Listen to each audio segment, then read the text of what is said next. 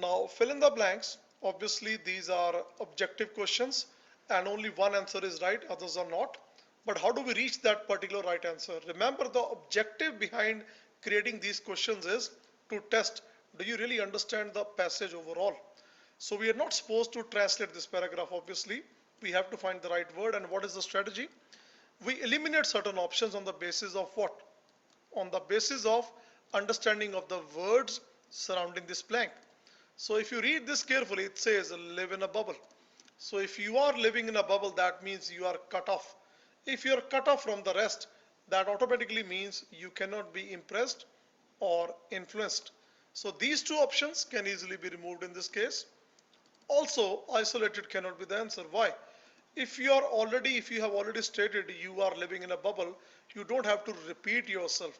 Fill in the blanks are not about repeating information. It's mainly about supplying the missing information. So in this case, answer is unaffected, because if you are in a way living in a bubble, you will be unaffected by what's happening around you. Likewise, for question number 2, if you read here carefully, it says the short answer is no, and there's a mention of a debate, ongoing debate.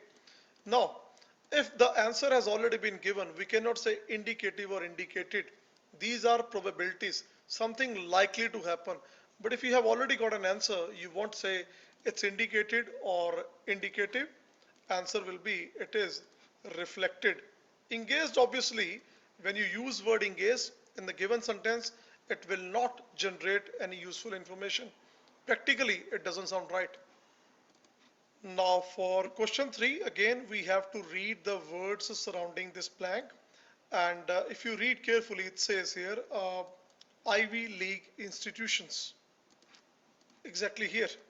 And you will also notice there is information, or there is a mention of universities like Oxford, LSE or Cambridge. Now remember, the sentence is the most visible dash of which are, and these are the examples. So we have 4 options. Marks and systems are so-called poor options here. Mark is a kind of an impression you leave somewhere. And system, we cannot say the university is one of those systems of these prestigious institutions. Ivy League institutions are so-called top-end universities, very reputed, highly reputed universities. So the answer in this case is symbol. So these top-end institutions, they symbolically represent those top institutions. Cannot say landmark. Landmark is a physical feature generally used to identify a particular region, a particular place. Like every famous city has certain landmarks. So in this case, these universities are not landmarks. We are not describing geographical features here. So the answer is symbols. Now let's solve question number 4. Now question number 4, well, it's one of those examples where we can easily use elimination method and remove the options which do not fit the context. For example, it says here, well, this degree is kind of something aspirational. So if it's aspirational, there's a strong desire. We cannot say discouraged. Attracted is obviously irrelevant here. So these two options are easily removed. If you say rampant, now rampant means something uncontrolled. Obviously that won't make sense here.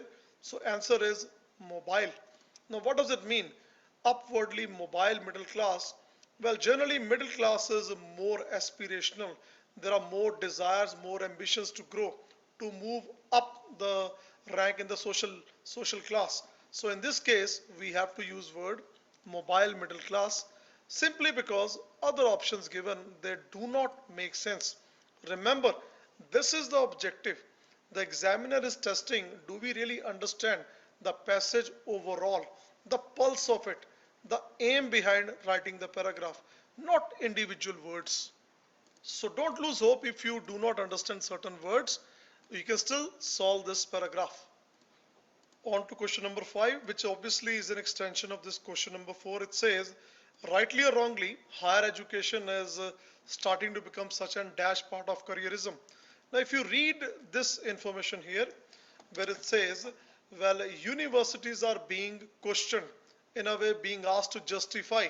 If somebody is asking you for some justification, That shows people really have an interest in that thing. The point I'm making is these two options where we say undesirable or irrelevant, they can be simply ruled out by understanding the context, because people here, they have desire obviously to study, and we cannot say if they really want to study, then degree becomes undesirable or irrelevant. So the answer here is integral, which means something which is an important component, vital component, something which is really crucial, indispensable or critical. Remember, if you use word attractive, it won't make sense, because the sentence that you're completing that says part of careerism, it can't be an attractive part of careerism, because there's no so-called unattractive parts anyway. So we have the answers.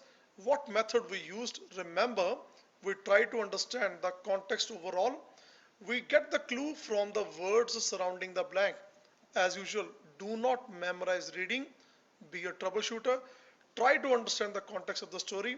Even if you do not understand certain words, don't worry, don't lose hope. The context will guide you in the right direction.